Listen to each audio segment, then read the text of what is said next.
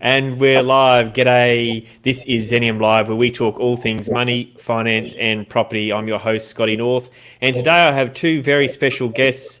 One who you most definitely recognise and who often gets a very long intro from me today. But because there's two guests, I've got to cut it down and I'm not going to do the intro. And besides, he didn't want to embarrass the next gentleman because I didn't have a long intro for. So the first guest we've got here today is Terry Ryder. And of course, we've got Adam Barclay, who is the CEO of Gallery Group.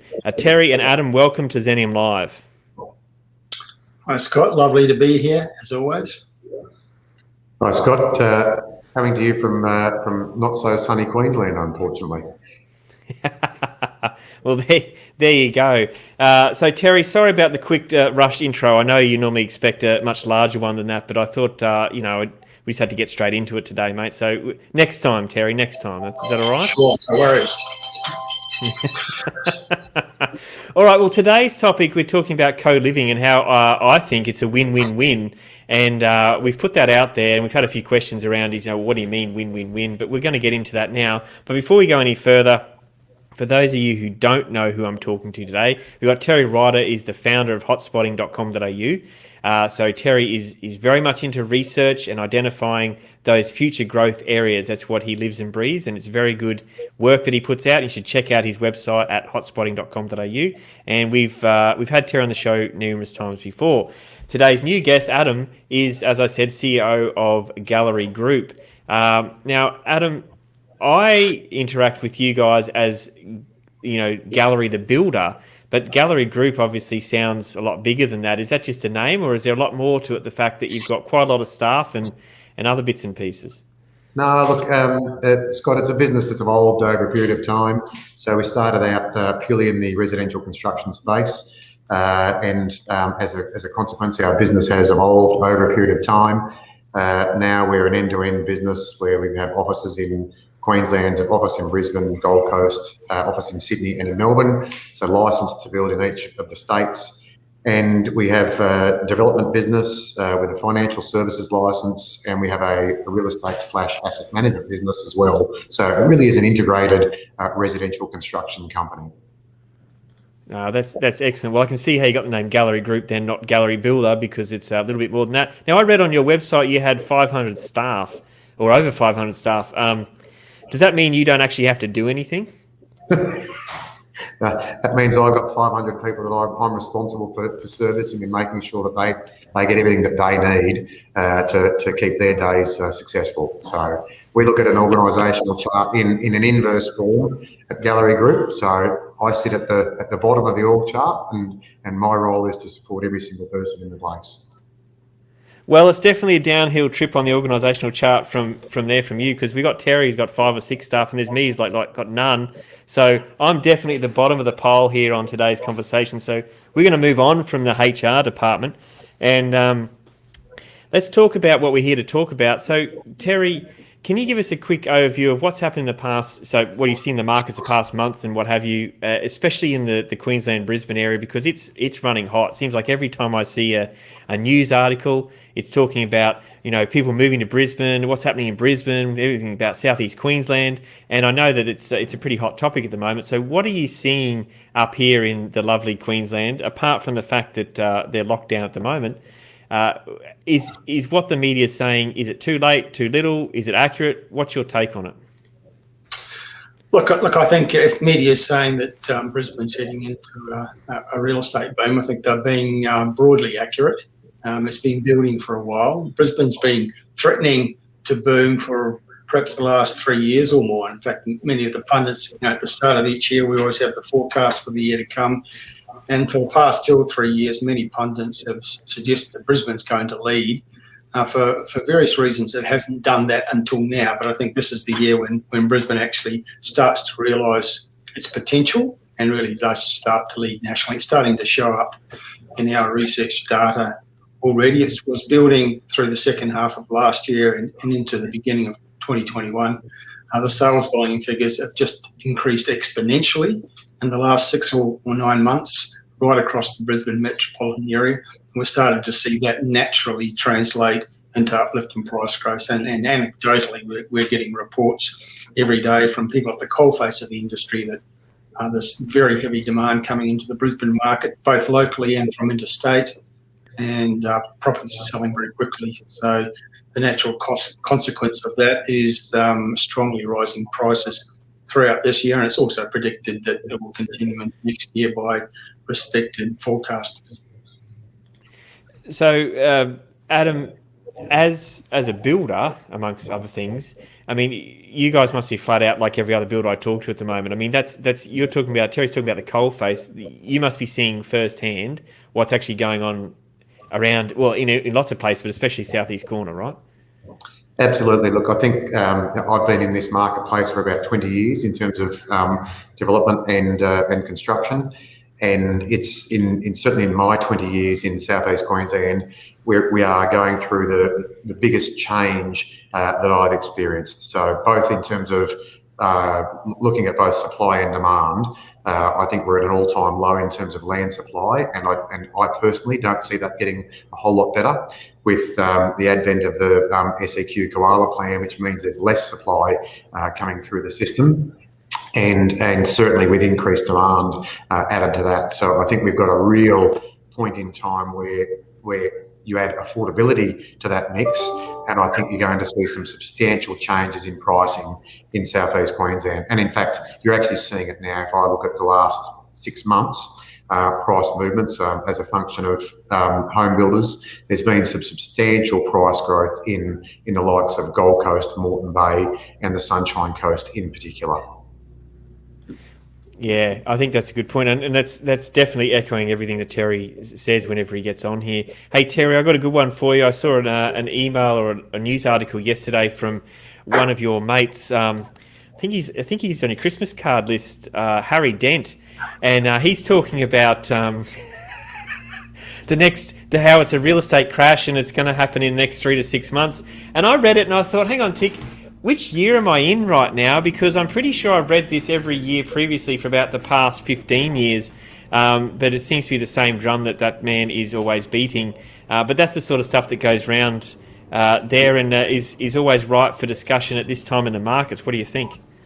Look, I don't think there's a great deal of discussion about what Harry Dent is saying anymore. I know that he recently popped up again, but they've got very little media because his credibility is at an all-time low. It was maybe the 5th or 6th time in the last 10 or 12 years that he's popped up in Australia predicting a collapse in property prices in the next 12 months. He's being spectacularly wrong every other time, and he will be again this time. He does it to drum up free publicity, for a book launch or a seminar tour. And let's not waste a lot of time talking about him, Scott. No, mate, I know. I know how much you enjoy talking about him. I just always have to throw it in there. So, look, we should perhaps focus on just something that Adam referred to there, and I think it was about land supply and some of the overlays that impinge on the ability to turn, given supply of land into a reasonable supply of dwellings. And that was something that, Scott, you and I attended a business breakfast on the Sunshine Coast very recently. And one of the presenters there made the point that with a number of case studies, here's a piece of land which the council says we can create 200 home sites with. But by the time you apply the bushfire overlay, the koala overlay, the drainage overlay, and various other overlays, that 200 dwellings is reduced to something like 70 or 80 dwellings. And that's part of the problem in terms of southeast Queensland, Brisbane, the Gold Coast, the Sunshine Coast, creating the number of dwellings that we're going to need to service the demand that's coming in, particularly from people moving from interstate, which the numbers show is happening in growing numbers. Yeah, look, I agree, and I found that was the most interesting part about that meeting we went to, Terry, was exactly that, how that the council and the planners, the government planners, think along one line, and then they can take an overall snapshot and say we can fit X number, 1,000 dwellings in there or 10,000, whatever. But in reality, with all the other rules already in place, it's between 40 and 45% of what they actually think, which isn't doing anything to help, of course, bringing new properties on or keeping the price of existing properties down, or the land supply, which is what Adam was talking about. So I think that's very much important, which is then of course, thrusting us into the co-living discussion. So the co-living comes about because it's a cheaper way to rent, right? Instead of one person having to rent one whole house themselves, they can share, shared living, shared arrangements, shared accommodation, whatever it might be, and so it's a way to mitigate those costs of living, I suppose, by sharing with others. Now, this is not a new concept, right? I mean, I'm sure people were sharing caves back in the day. We've probably all shared houses at uni, for those of us who went to uni, which is probably, 2/3 of this discussion. I'm just going to sit at the bottom of the pile again there, boys, and don't worry about that. And so it's not a new thing, and it's always comes about in some form, right? Whether it's duplex sharing or dual occupancy or boarding house or whatever it might be, there's always something there. But Adam, I'm going to throw this over to you. Obviously, you're kind of busy, taking tea and coffee to your 500 staff and that bits and pieces. But how do you go about making the decision to move into a brand new product line like co-living? Like, you've got your houses there right now, and they're not cookie cutter. There's the good plans, there's the on-demand plans, there's all that sort of stuff. You've got your amazing portal at the back end. Why did you wake up one morning or the group around you and say, oh, let's do something completely, new, and let's spend a bunch of cash on developing a new product line? How did that come about? Scott, it was really about looking at household demographics and understanding sort of the shifting marketplace, as it were. So looking at census data, we very quickly realised that the fastest growing market segment in Australia is what they phrase as lone person households. So we said, okay, if that market is growing so quickly, what accommodation does that market look for? So there was some fantastic macro data. We then went out and engaged in some social media groups that are specific to shared accommodation or co-living, and conducted some really detailed surveys around what that marketplace is looking for, and got some invaluable feedback from people living in that accommodation to tell us what they want from that accommodation type. And just a couple of the things that we learned when I started down this path. I had this preconceived idea that it was, quite frankly, student accommodation. We very quickly learned from in excess of 1,300 respondents that the average age is 33 years old for people in shared accommodation, and the average tenure in shared accommodation is 4 to 5 years. So this is a decision that people are making as a life decision, largely driven around affordability, but also around loneliness and helping to cure social isolation. So it's a huge issue for Australia, made more prevalent through COVID. So it's a timely product for us. That's really interesting. I mean, the stats there, what do you say, 33 years old and 4+ years was for the tenure. Correct. Yeah. Yeah. So that's I don't know what the average general rental market looks like. Perhaps that's a similar age, but I don't know. How does that tenure compare to the normal rental market? Did you do any stats on that? Because my gut's probably telling me it seems longer than a normal tenure in a normal rental. Well, I think that in a traditional rental context, oftentimes you've got a couple that are moving into a property together. So they're what I'll call upwardly mobile, and quite frankly, it's the decisions that most of these people that have made in terms of their employment choices, that it just so happens that they sit in what is, I'll call the lower 50% bracket in terms of income earning, which is just under $90,000 per year for an individual. But that $89,000 per year translates to about $66,000 a year in net income. And if you then bolt onto that the definition of rental distress, which is anything over 30% of your net income being paid in rental payments, any individual paying over about $400 per week in rent is by definition in rental distress. So that as a consequence means that co-living, if you get the product right, is a huge opportunity and provides so I'm doing the figures here as you're talking. So that's exactly right. So if we're talking about 66 net, that's 22,000 is 30%, which is $423 a week. I mean, it's pretty hard to get a house for that like, I'm not going to say impossible, but it's pretty dang hard. And then particularly if you're connecting all of the services and paying for them yourself, you've then got obviously individual bond to pay, and then you've got to furnish the property. It becomes a real challenge for someone to find a property, particularly that's new, well maintained, and then furnishing it. So it's those upfront costs that come in moving into your own property that make it really, really difficult for people. All right, so you guys have done the research and that, and I know that you put a lot of that on your website here. So let's take a look at that right now, which is rewardbygallery.com.au. And so take us through, because I know Terry is a data dude, and he's going to love seeing some of this stuff here. Sure. So I'll go around the wagon wheel here, Adam, Yep. and you tell me. So we've got dwelling supply. So you can talk through whatever you want to talk through. Very broadly speaking, the biggest information source publicly available is flatmates.com.au.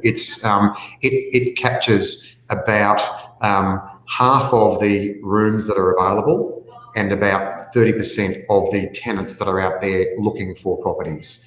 So we know that there's about 30,000 rooms nationally for shared accommodation. Flatmates.com.au has about 15,000 of them. So straight away, irrespective of the quality of the property, we know that there's a 1 to 2 deficiency, if I like to call it that, between supply of rooms. Then if you talk about tenant demand, we know that right now that there's about 55,000 tenants out there in the marketplace. Flatmates has about 20,000 of them looking today. So anyone can jump onto flatmates.com.au, have a look at the number of tenants that are looking for somewhere to live, and it's a P2P or peer-to-peer website. So it's individuals putting their name, face, and details on there saying, I am looking for this property type in X location. So if you then add to that, if you jump around the wagon wheel a bit further, Scott, we've got some research. We went out to about 1,300 individuals and got some invaluable feedback. As I said, the 33 years of age being the average age, 4 to 5 years being the tenure. And then we asked the question of the people that are living in shared accommodation today, what's most important to you about that accommodation? And private bathroom was number 1 on the list. A lockable pantry so that people's food was secure was number 2. The fact that the property is dedicated co-living was number 3. So people don't want to be moving into a home where the owner is living in the property at the same time. Yep. There was an absolute requirement for the property to be fully furnished and for each bedroom to be air conditioned and lockable. So if you look at that product type and then say, okay, how does that translate over to flatmates.com.au? If you simply on flatmates.com.au then enter in private bathroom and fully furnished, you end up with less than 4% of properties available on flatmates.com.au offering that type of accommodation. Yeah. Right? So there's so much product out there that is not servicing what this fastest growing market in Australia is looking for. Yeah. That was the observation that I was coming to listening to you speaking, Adam, that, most people out there, young people and people of other age groups as well, as you point out, are kind of sharing accommodation, but they're not getting any of those dot points in what they would normally get by renting a house with a bunch of mates in the traditional fashion. They're not getting the private bathroom or the lockable pantry, etc., and probably not furnished. So there's a whole huge need revealed by your research that's just not being fulfilled by the private rental market or the traditional. Yeah, you're absolutely right, Terry.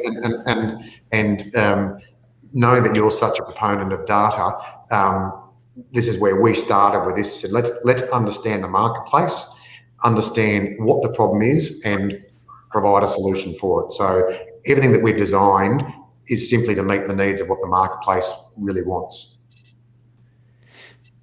Okay, so now this is touched on my next question, Adam, is that about 18 months ago I did an interview with a bloke who was doing rooming accommodation, and it was good. It was actually really quite a nice design, but it still looked like a bit of rooming accommodation. Kind of looked kind of housey, but still had that feel. It was very much inner city, infill sort of blocks.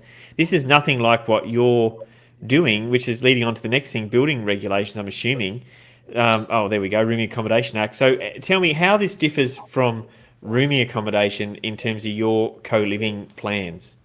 Yeah, there's a really clear dividing line between general tenancy arrangements and rooming accommodation, and it comes down to the number of tenants within a property. And this is both in Queensland and Victoria. So if you have any more than 3 tenants living in a property, you then shift from being what we would call 1A accommodation, which is a standard home, or 1B, which is rooming accommodation type product. The minute you shift to 1B, you move into a totally different part of legislation. So the construction methodology changes. You've got Residential Services Act in Queensland that has significant penalties for people that aren't living in accommodation that meet the specific needs of rooming accommodation, and you limit significantly where you can actually produce this product. So major changes, disability services, fire safety, etc., that have a significant impact, and I see people advertising what I would define as rooming accommodation, 1B accommodation, but not providing those services and infrastructure that are required with it, and that I can say is a recipe for disaster. Yeah, and if it's not approved for it, right? If it's not even built to the code, then as you're saying, that's a big deal. All right, so that's the big difference there. So I can keep going around, or we can go on to the next thing, Adam, whatever you want. Do you want me to keep going around the circle here? Keep going around, yeah. So research-based design really comes down to our designs, and we quite simply picked up the information that we got from the marketplace. They told us what they wanted to have included into the houses, so we built it. So thinking about both what the market wants and bringing that together with building regulations. So all of our designs have 4 bedrooms with 3 bathrooms, so that each tenant, each resident has their own bathroom. Lockable pantries, they are dedicated co-living. They're fully furnished, they have individual air conditioning and solar panels to compress costs, and along with data points and TV points to each of the bedrooms. So it's really quite simple. Ask the marketplace what it wants and give the marketplace what it wants. So, Adam, just on that building regulations, we've got a question here from Kevin who says, does this apply to New South Wales as well? So I think you mentioned if Queensland and Victoria was the 1A, 1B, 3-tenant thing. Does it apply to New South Wales as well? Do you know that answer? No, there are some changes coming. There's some changes currently happening in New South Wales. But we're not actively involved in building these in New South Wales because of the nuances, quite frankly. So our focus is on the 2 markets of Queensland and Victoria as a consequence. Yep. All right. Good. Okay. Financing construction. So, it's standard residential, it seems.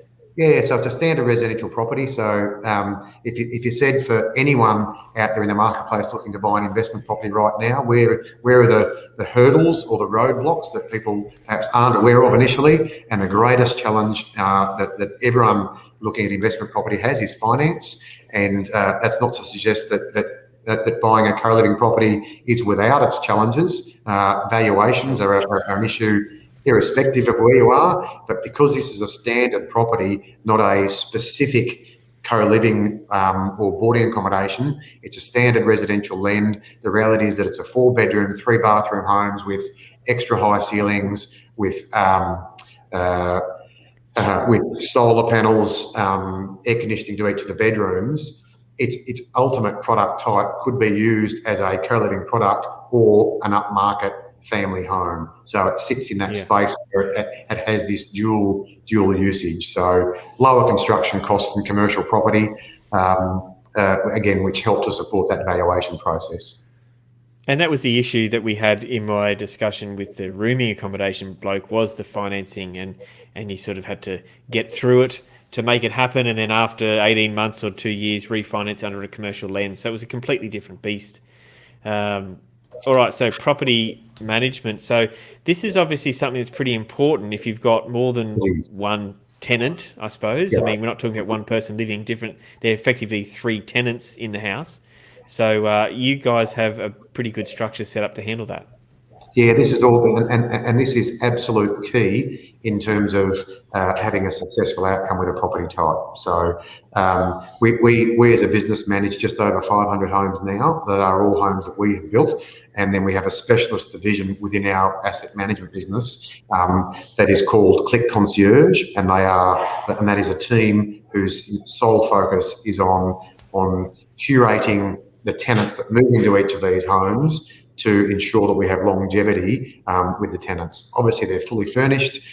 We've got a strategic relationship with flatmates.com.au where, unlike a typical property that you're advertising for rent where you put it on realestate.com and wait for someone to contact you, we can, through flatmates.com.au, reach out to a tenant when we're at enclosed stage. We can, if let's just say it was in Logan Reserve, we can go onto flatmates.com.au, do a search of tenants within a 10-kilometre radius. Flatmates.com.au lets you do that. We can then make direct contact with those tenants and say, hey, we've got a property coming up in Logan Reserve, it'll be ready in 10 weeks' time. Are you interested in it? So it's a real proactive approach to getting tenants in the minute the homes are finished.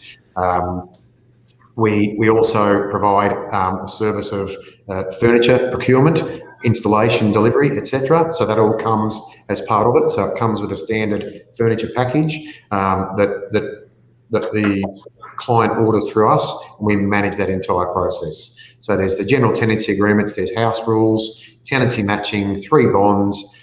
We do inspections every second month, and that's inspections to the common areas and also each bedroom to make sure that the tenants are treating the house with the respect and care that it deserves, and making sure also that the relationship between the tenants is a positive one, quite frankly.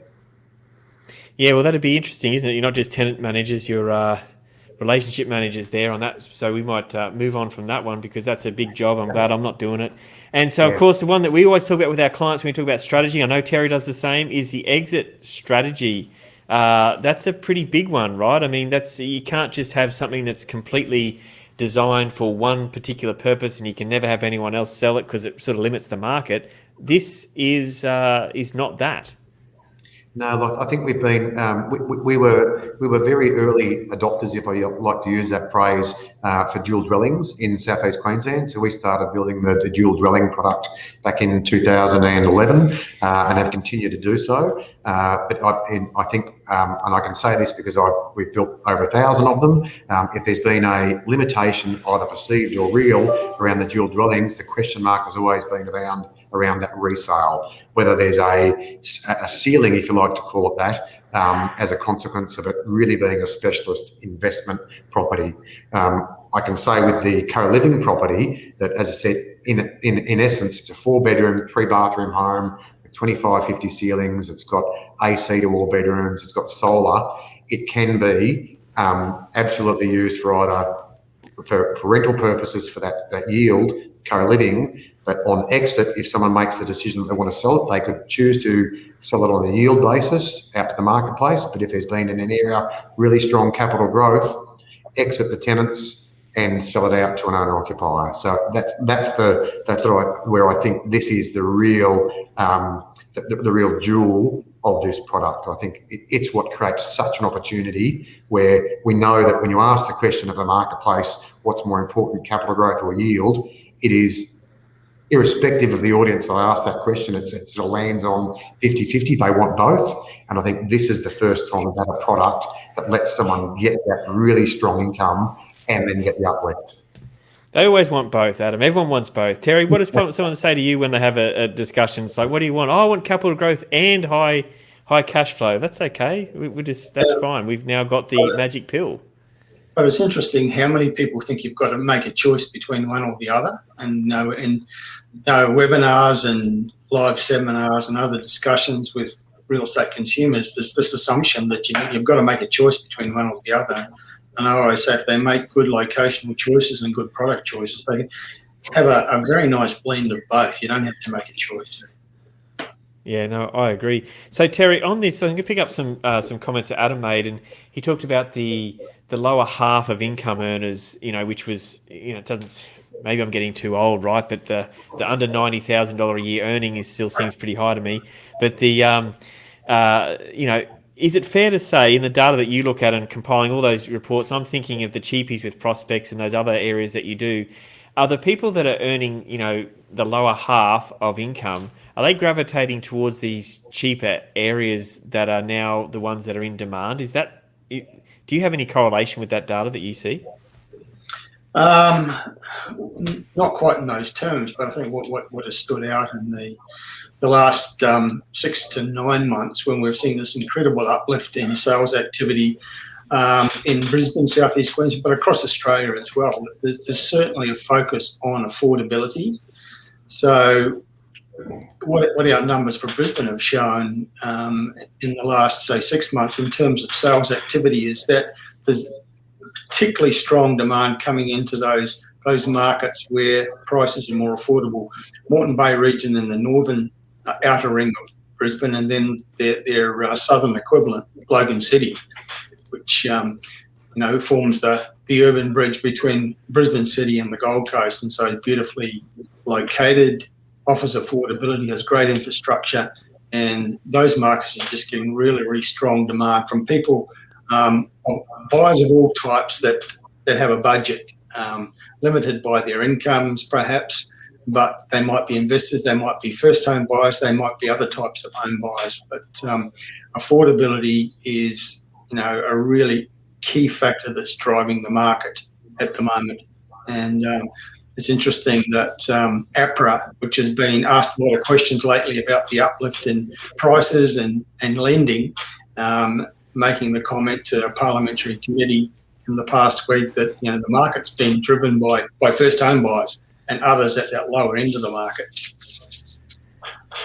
Yeah, that is super interesting. So, those areas that are more affordable are in demand, and it still doesn't mean it's any more easy to get land out of the ground there, which cycles right back to our original comments at the start of this 30 minutes, which was about the land supply and the event that Terry and I went to, and Adam's comments on you don't see it becoming any easier. So what my point is, the sole solution to this is going to be this type of product, because if those people are looking for affordable places in those areas and they're now becoming technically unaffordable for them, well, this is what we're going to be looking at needing to provide in those areas. Am I wrong? No, I think that I'm really. We have our own developments in Logan Corridor. So we're just finishing off a 44-lot subdivision in Homeview, and we've just launched another 77-lot subdivision in Logan Reserve, and I'm actually staggered at the affordability disparity between Logan, for instance, and many of the corridors in Melbourne. You can still buy a 400 square metre block of land in Logan for $240,000. That is, by comparison, even compared to the Sunshine Coast or Gold Coast. Gold Coast now is almost for a 375 square metre block of land, you're really talking $1,000 a metre for land on the Gold Coast now.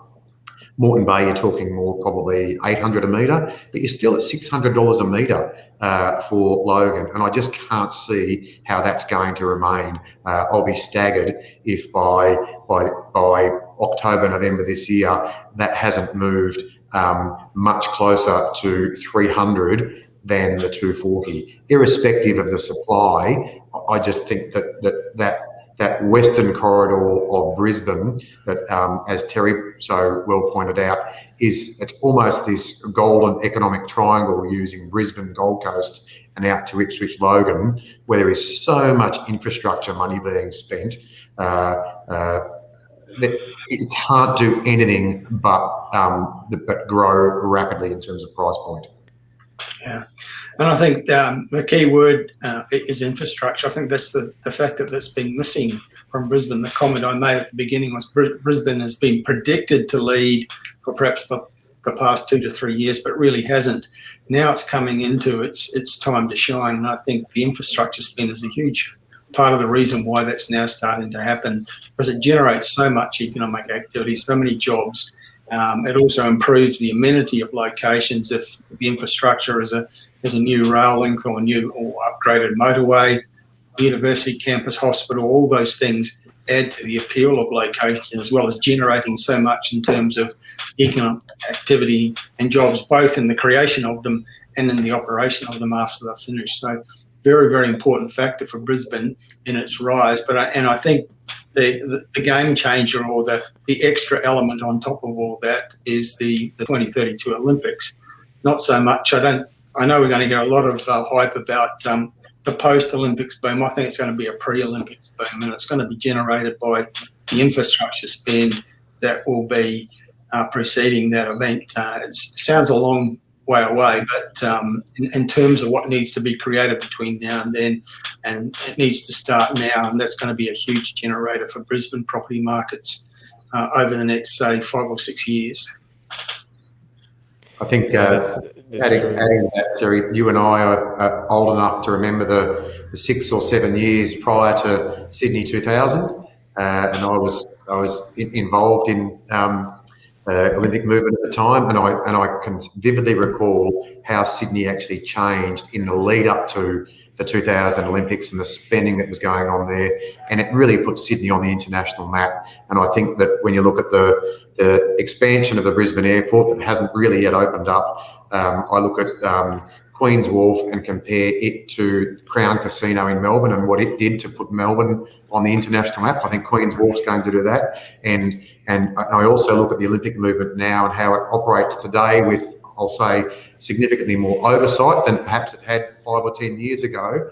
I don't believe the IOC comes out and makes statements that we are the probable winner for 2032 without there being some really serious commitments to the city of Brisbane, because there's a huge amount of infrastructure spending.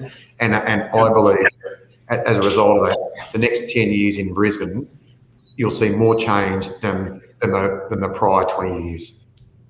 Yeah, and we've seen we saw what Expo 88 did for Brisbane. We've seen what the Commonwealth Games way back when also did for Brisbane. And so this is just another step in the evolution of Brisbane as a city and a serious player in the national life of Australia. I'd just like to go back to the co-living concept. What I like about it as an observer of real estate is that it represents a win-win. It's a win for the occupants, the tenants, because they can achieve their needs at a lower price than if they were forced to rent an entire dwelling themselves. But it's also a win for the investor owner, because they at the same time get a higher return. So, but I think the aspect that I like about it from an investment viewpoint, that it's great for the occupants, but it's also great for the investor owner. Yeah, look, I agree with that. And then I've got a third win, which I think is great for the community too, Terry, because a lot of times that unaffordable housing, or the affordable housing has looked a certain way, let's put it that sort of way, or it's been housing commission, or it's been boarding houses, and that's not at all what this is looking like now. In fact, I've got a package here that I want to run through quickly. It's the final thing on our show today, up on the Property Hotspot website. So it's www.propertyhotspot.com.au, and you can select property and look through the listings there. And this is actually a gallery listing we've got up there. It's in Logan, and we're talking about there. So we're looking up to about an 8% return. And I'll quickly go through. This is what a floor plan looks like. Now, it's probably a bit hard to see if you're on notebooks there, but it's about as big as I can make it, I think. So we've got the bedrooms each with their own ensuite there, and then we've got not a spare room, a media room, etc. All the common areas of the lounge, dining, and kitchen, and then the garage and a study and what have you. So it for all intents and purposes, it looks like a normal house, right? I mean, this is just what it looks like. Just to add to that, Scott, very quickly, with that floor plan, important to understand that we asked the question of the marketplace, tenants I should call it, what's most important in the garage or living area, and there was divided views. So 2 of the bedrooms have an ensuite and get dedicated use of the garage. The third bedroom, if I call it that, also gets the private media room to support it. So what that means is there's less pressure on the living area. So you've got two people using the main living area, and one of the tenants that is bedroom 3 with the two-way bathroom that they close off effectively, getting exclusive use of the media room, and that suits more and more of the marketplace where that's someone that's working from home. That can become a home office. So they've got a bedroom and they've got a home office. So there's some really innovative thinking around the design that doesn't put pressure on any one of the living spaces. Yeah, and I think that the advantage of this is that it looks like a house. I mean, it just looks like a house. It doesn't look like a boarding house, doesn't look like any sort of preconceived housing commission, because when government build housing, it never ends well. It just looks like a house, and that's part of the thing that works in the community. It means that people have a home over there. They have a roof over their head. They have a home. We can see by the stats that they're not people that move around. They're people that like to stay where they are. So it's good for consistency of neighbours. You get to know people, and the places they're living in look like normal houses. It's completely integrated into our fabric of society, and I think that is a massive win. It's much better than just having, groups of people spread around in certain spots together. It's much better having them like this, integrated. And I think that is probably one of the biggest wins that we get out of this co-living product. All right, well, I don't think there's anything else to show on this one.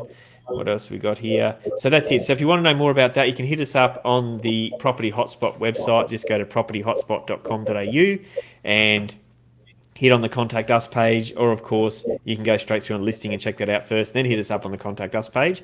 And I think that's going to be about it for today, because we've gone over time, which I know I'm going to get off this, and Terry's going to call me back on the phone and say, Scott, you told me it's going to be 30 minutes. It's not. It's been 42. What's going on? And it's just, I'm never going to hear the end of it, Adam. So, mate, if you never see me again, you know what's happened, right? Signing off. Well, look, thank you very much, Adam, for joining us today. Adam Barclay is the CEO of Gallery Group, and of course, the wonderful, the only Terry Ryder from hotspotting.com.au. Terry, your insights are magical and worthy of some sort of gold payment every time you open your mouth. I appreciate you joining us today. I'll send you my invoice later. That's good. Look, I've got a special address you can send that to, and I'll tell you offline. All right. Thank you, fellas, for joining us. And look, if you have missed this episode and you're catching the tail end, feel free to jump on our podcast, which is in all the podcast stores, which is Xenium Live. Go and search it up. Or, of course, you can look at our Xenium Facebook page, our YouTube channel, all that sort of stuff. Or you can email us at hello@xenium.live. No .coms, no .aus, just hello@xenium.live. And that is the same for the website, www.xenium.live. And that is it. You can call us on 1300 667789, and of course that info has been scrolling at the bottom of the screen the whole time. All right, well, that's it for all things money, finance and property today on Xenium Live. I'm your host, and I've enjoyed talking to Terry and Adam, and this has been Xenium Live.